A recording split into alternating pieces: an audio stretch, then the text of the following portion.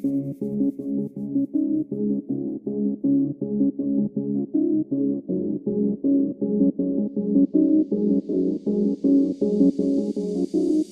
to the Armor Hour, where we explore faith-driven insights into wealth planning. Today's episode focuses on understanding the Christian perspective on money management and stewardship. As Psalm 24:1 reminds us, the earth is the Lord's and everything in it. Let's delve into what this means for our financial lives. I'm Rusty Peterson from IAG Wealth Partners, and I have the honor of hosting the monthly podcast on the C-Suite for Christ platform called the Armor Hour. I'm called a wealth consultant, but I'm known for partnering with our clients to plan for the best, prepare for the worst, and be a steward of their dreams.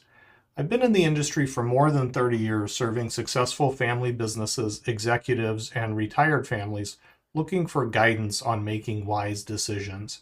And I work with IAG Wealth Partners, and we've been serving clients for nearly 40 years. We're now a second-generation Christian-based boutique wealth management firm, and our 7 owners, advisors, and professional support staff serve clients around the country with the same vision and purpose. We believe faith is the foundation for a lifetime of personal and professional wealth, and IAG is a team of fun, caring, and experienced individuals that dedicate themselves to our clients every day. Stewardship is a concept that is deeply rooted in the Bible. It's about recognizing that everything we have belongs to God, and we're merely caretakers. In Luke 16:10-11, that tells us that whoever can be trusted with very little can also be trusted with much. This principle guides us in handling our worldly wealth with integrity. So how do we apply biblical principles to our daily financial decisions? Let's explore some key areas. We could obviously go into much detail on any of these and more, but let's just have a brief discussion. First, what about giving? Proverbs 3:9 encourages us to honor the Lord with your wealth, with the first fruit of all your crops. This speaks of the importance of giving back to God and to others. Saving and investing, aligning our financial strategies and how we spend money and save money according to our Christian values and according to biblical principles. And that includes avoiding debt as much as possible and living within our means. And there's also contentment and trust in God's provision. As Matthew 6:19-21 tells us, do not lay up for yourselves treasures on earth where moth and rust destroy and where thieves break in and steal, but lay up for yourselves treasure in heaven where neither moth nor rust destroys and where thieves do not break in and steal. For where your treasure is, there your heart will be also. So now let's look at just some practical ways that we can live out these principles. One of them is budgeting with a stewardship mindset, creating a budget that reflects our values. Another is charitable giving, and that is choosing causes that align with your faith and magnifying those gifts through prudent planning and techniques.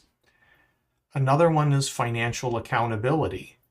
And we should consider this because the Bible encourages us to be accountable for our actions. And that includes our financial decisions. In Matthew 25:14-30, that's the parable of the talents. And that teaches us that God expects us to be accountable for the resources he has entrusted to us. This means being transparent in our financial dealings and seeking wise counsel when making significant financial decisions. Another practical application is generosity over greed. The Bible warns us against the pitfalls of greed and the love of money.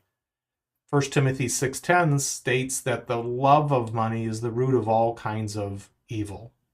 Instead, we are encouraged to be generous. Acts 20:35 reminds us that it is more blessed to give than to receive. Generosity over greed means prioritizing helping others over accumulating wealth just for its own sake. Planning with prudence, or planning and prudence. Proverbs 21:5 tells us, "The plans of the diligent lead to profit as surely as haste leads to poverty."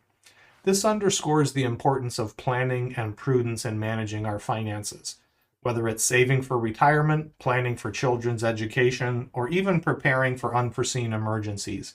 A well thought out financial plan is a tool that aligns with biblical wisdom. And along with that, if you don't have an estate plan, or if you haven't reviewed your estate plan in the last 5 to 7 years, it's prudent to do that to make sure that you're protecting your family in the event of a death or a disability. Along the same lines is making sure you have a business succession plan that's up to date to protect your business. It can protect your employees and their well-being and your family. And last but not least, financial education and mentorship. Proverbs 22:6 says, "Train up a child in the way he should go. Even when he is old, he will not depart from it." And this principle can extend to financial education. And consider mentoring the younger generations, whether that's children or even grandchildren if you're blessed with that. Share the wisdom you've gained.